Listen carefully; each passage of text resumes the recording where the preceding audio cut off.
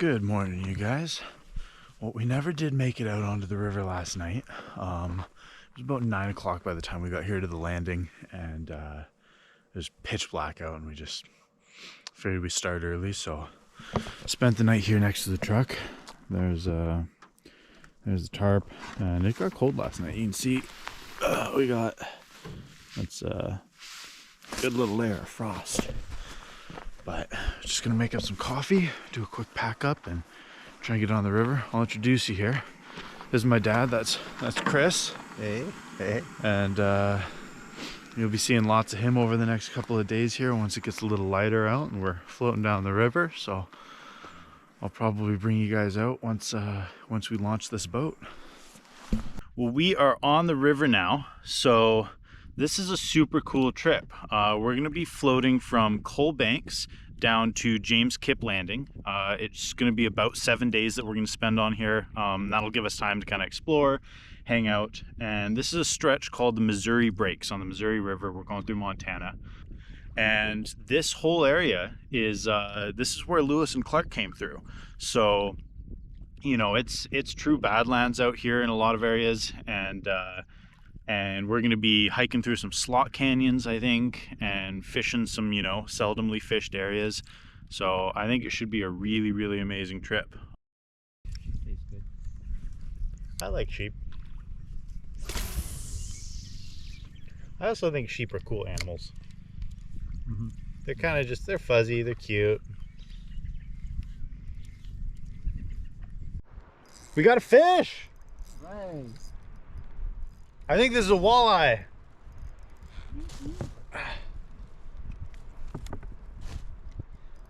It is! It's a sauger.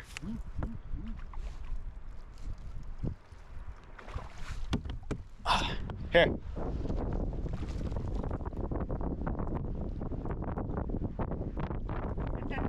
All right. Yeah.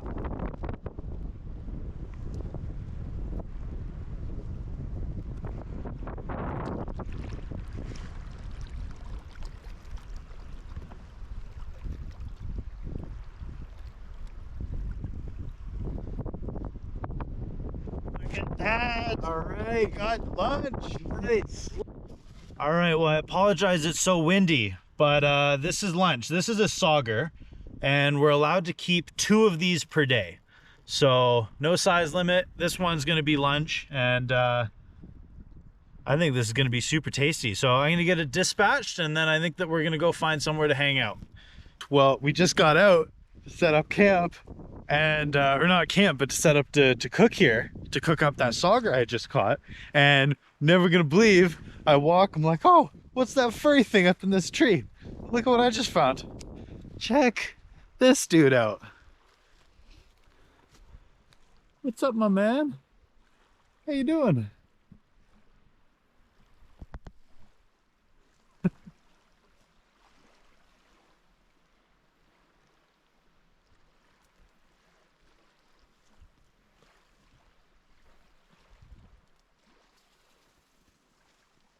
Oh my God, he's adorable. Look at how cute it is. There's a little porcupine sleeping in the tree.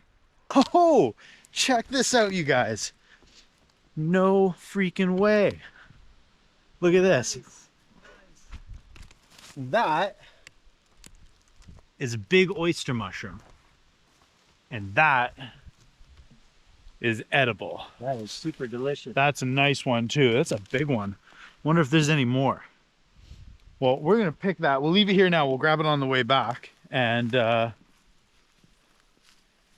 go into lunch too. We can probably have well, maybe saute up some stuff with our sauger and do some like fish taco sort of thing with the mushrooms. Sounds good to me. That sounds amazing. Yeah, I don't see any more. It's funny. It's not even like it's just a single mushroom coming out. Yeah. Normally oyster mushrooms, they grow in clusters. You know, up a whole log, but not that one. Let's see. Just get the outer bit.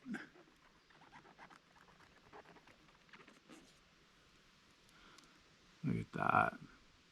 Perfect, clean mushroom. That's gonna be super good to eat. That's an oyster mushroom. And for me and my dad as well, we've harvested a lot of mushrooms in our lives. We're very comfortable, and this is an easy one to identify. But if you're new to it, it's not something to be intimidated by, it's not something to be scared about, but it's something to be conscious of. There are some very toxic mushrooms, so you know, make sure that you really know which one it is. Make sure that also you check what possible look-alike mushrooms are out there, and if there's anything really toxic in that aspect.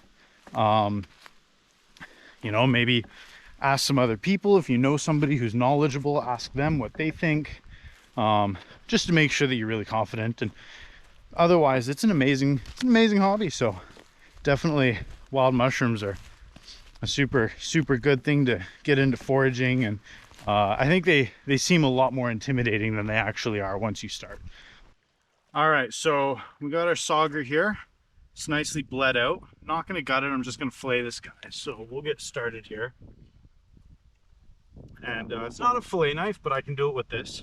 We'll start right here, and you're probably gonna want to pull in closer to get this because it's super wide angle. But yeah, we'll start right here behind this fin, and we can go in and cut up into the head. There's good meat all the way up, so you want to cut all the way up in. And then we'll cut out to the belly, ignoring that pec fin there. And then along the top, we want to cut not deep. We're just going to try and get the knife in and just score through the skin. And that's our only goal here. We're just going to score that skin open all the way down to the tail.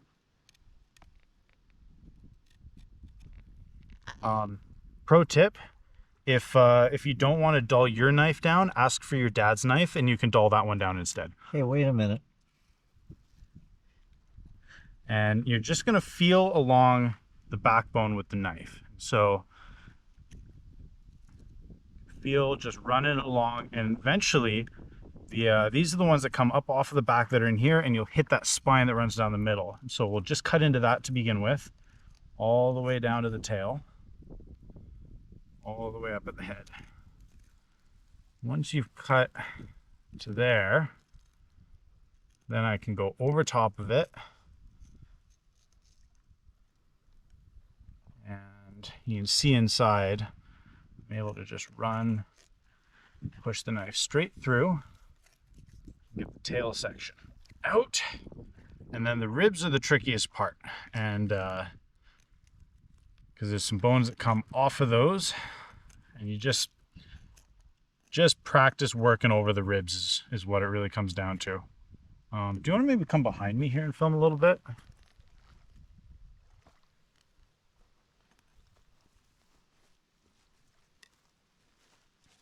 So you can really see what I was talking about. You got the top set of bones here. That's the backbone right there. These are the ribs. And you're just kind of sliding the knife along those rib bones. Trying to save as much meat as I can on this fish. Once you get past, there we go. Now we made it past. There's a belly lining. We can tear that off. And then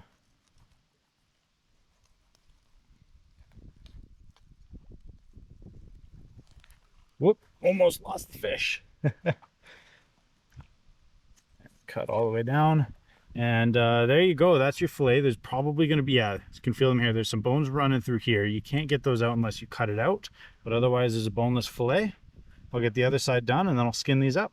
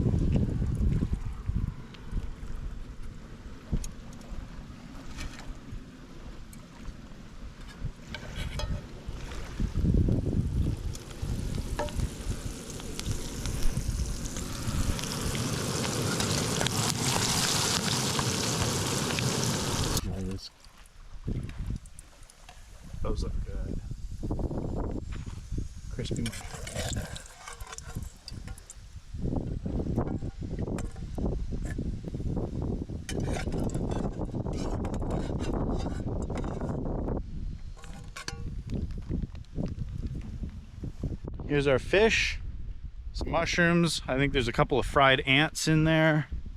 And we're gonna go around the corner here and have some shore lunch. Nothing fancy. We're not gonna break out all the other ingredients for this one. This is just, we didn't have any breakfast, so quick little snack on the side. And then I think we're gonna get back on the river and try and knock out another few miles today. But first time ever catching a sauger for me. I am so stoked. First time ever eating, obviously. I'm imagining it's going to be just like eating walleye. And by that, I'm imagining it's going to be pretty good. So, if we get a little out of the wind here. So I think for the first bite here, we got to go for the best. The best is these funny looking little guys. You want to dig yours out of there? Might be underneath that. Oh, yeah. See? You see it in there? Yeah, there you go. It is. There it is. These are the cheeks from the sauger. Cheers. Yay. That's really good. Mm. Maybe we shouldn't have that first. I don't know if the rest will compare. I want to try these mushrooms too. Mm. So good. And the mushrooms, I fried them long enough to get crispy, I think. Ooh. That's like a French fry. Yeah. Oyster mushroom French fries. That's deadly. Mm. You ever get oyster mushrooms? Oh, that's so And good. you fry them until they get crispy like that? Mmm. Those are good. Got a little bit of this hot sauce here. Try a little drizzle of some of that hot sauce. A little bit of sauger. How's that? Ooh, Yeah, yeah, that's a good call. that's good. It's just a really clean, very delicate white meat fish. Not super firm like some fish, like it's delicate, but it's not mushy. It's really good. I think maybe a little bit more delicate than walleye. Mm. Yeah. That is so good. Alright, I'm going to finish this off. I think we're going to pack up here and get back on. The wind has died down a bit. Try and put some more miles in. So I will see you guys back on the river. Lost track of the forest through the trees, forgot what I was chasing. Spent so many nights living out at sea that my heart is gone vacant. And everybody who was close to me all stayed on dry land. So now I'm driving back on Interstate West, I just gotta feel something. Not gonna wait till the morning, because something's gonna change my mind. I don't wanna change my mind. Oh, I wanna stay right here, chilling with my friends for another year. I would walk away from the spotlight for the good life. Come on, turn your hate into Not the fish. Haha, we got one. Here, film. Yeah. Woohoo! What is that? It's bass. It's small. I Oh, there we go. A little smallmouth. don't know if we should keep that. Kind of little. It's a little. But we know that they're here, and this is maybe where we're going to be camping, roughly. Way down. All right. We're about to hit this. Pass that back. Well, second fish of the trip. Smallmouth bass. And we are looking for dinner right now, but that was kind of a small mouth on that smallmouth bass. I think we can get something bigger. I would walk away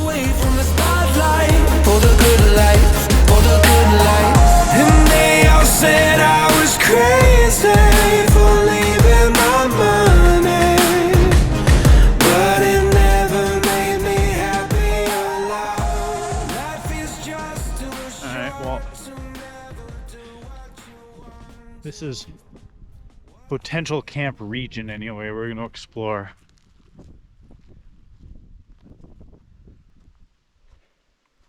Lots of firewood at least.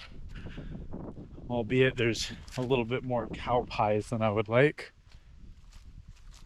But until we get down farther, I'm highly doubtful we will get away from the cows. So I think tonight it is what it is, and we just got to deal with them. But we were on the other side and it was way worse.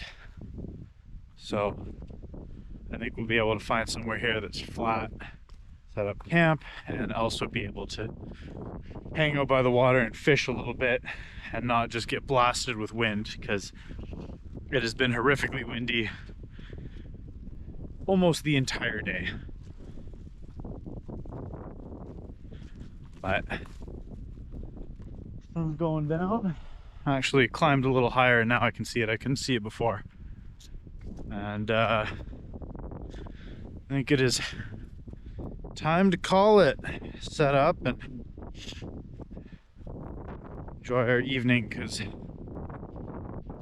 I am pretty exhausted and we've covered a fair bit of ground today.